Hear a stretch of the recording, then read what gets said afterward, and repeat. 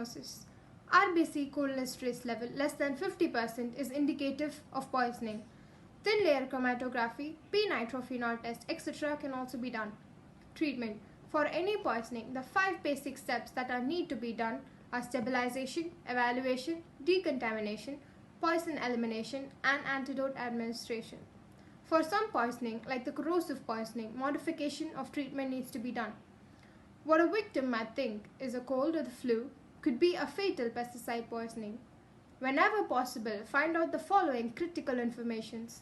Has the victim been exposed to pesticides? If so, to which one and for how long?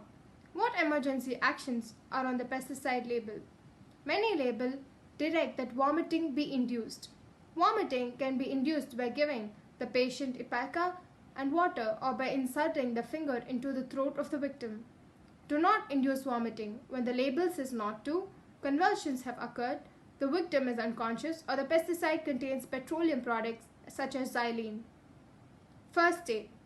For acute pesticide poisoning. If a person suffers acute pesticide poisoning, do the following immediately. Find out, if possible, the way the poison has entered the body. First aid. If a person suffers acute pesticide poisoning, do the following immediately. Find out, if possible, the ways the poison entered the body. This may either be through mouth, nose, skin, or eyes. If pesticide has been inhaled, move the patient to fresh air immediately. If the pesticide is in the person's eyes, contact lens if worn should be removed and quickly wash the eyes for 15 minutes with clean, gentle running water. If there is no running water, bathe the eyes from a container. Frequently change the water of the container. If the pesticide is on the skin, remove all contaminated clothing and wash the affected area thoroughly with soap and water. Shampoo can also be used. Skin folds, areas under the fingernails, ear canals, and other portions of the body that may trap chemicals should be inspected and cleaned carefully. Skin irritation can occur if not treated properly. Contaminated clothing should be removed, bagged, and laundered carefully. Leather items usually cannot be decontaminated and should be bagged and treated as hazardous waste.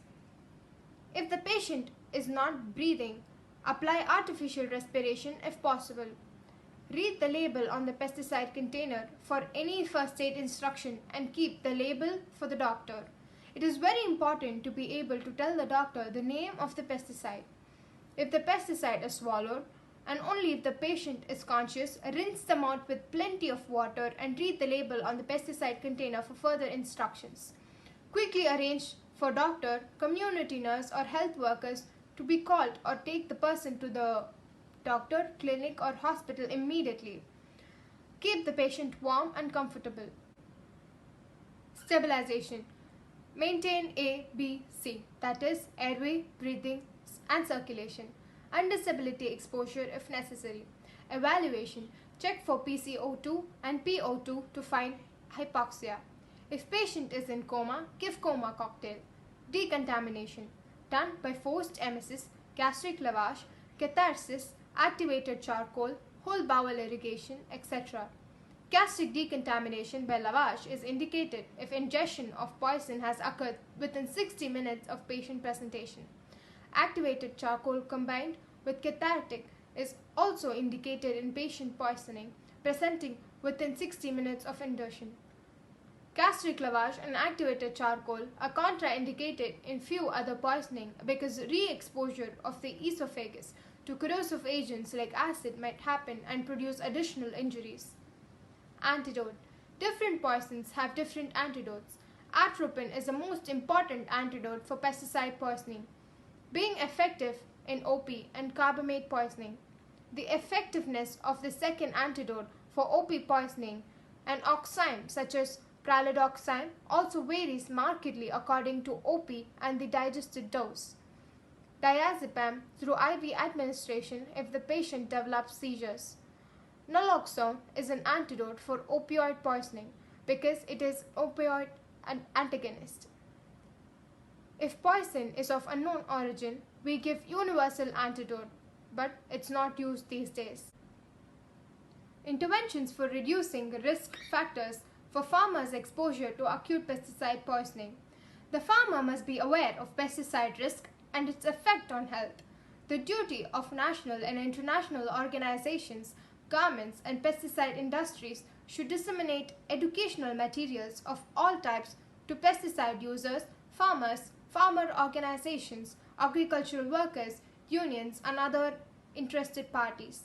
Thus, pesticide users should follow the educational material and programs being used for pesticides and should follow the procedures.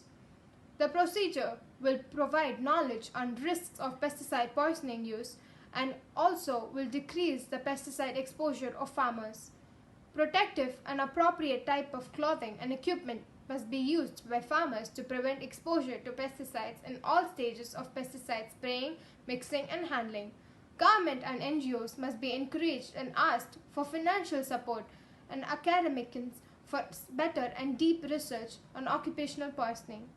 Thank you.